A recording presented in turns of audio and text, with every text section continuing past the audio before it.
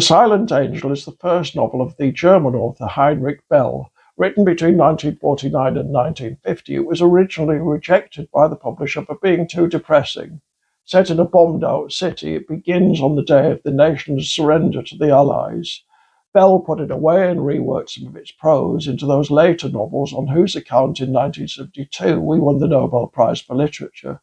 When it was rediscovered and published in 1992, 7 years after the author's death at the age of 67, it became an immediate sensation. It's what's sometimes called semi-autobiographical. Bell was born into a pacifist family in Cologne in 1917. He refused to join the Hitler Youth movement in the 1930s, but when World War II broke out in 1939, he was conscripted into the German army. He was posted to many different countries, but he tried to avoid active service and refused promotion to officer rank. He was wounded 4 times. He married in 1942, and towards the end of the war, briefly deserted and went into hiding with his wife. He was captured by the Americans in 1945, held in a prisoner of war camp, and eventually returned to Cologne with his wife. Their first son died just after being born that same year. All of which provides the key to understanding the Silent Angel. The central character is an army deserter named Hans Schnitzel, who has assumed several false identities in his attempts to evade capture.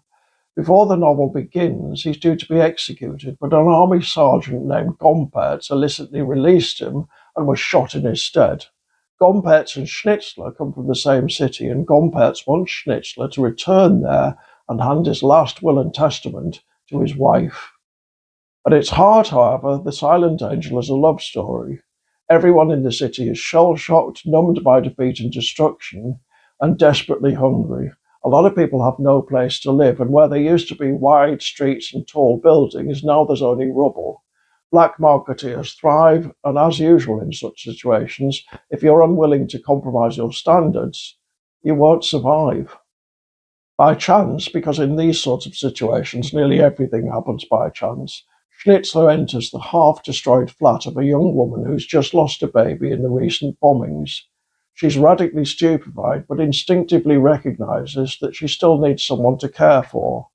Schnitzler feels the same, and the two fall in love, albeit in the distant manner of two seriously traumatized souls. I love her, he tells us in chapter 15. I know her, and I'll learn a lot more about her. But no matter how much I know, it'll never be much, almost nothing. What makes The Silent Angel an encouraging novel rather than a gloomy one is the small acts of spontaneous kindness that seem to be going on everywhere despite the misery. Doctors and nurses, nuns and priests all show a willingness to share their talents and resources. Sergeant Gompertz's widow wants to give away her inheritance to the poor.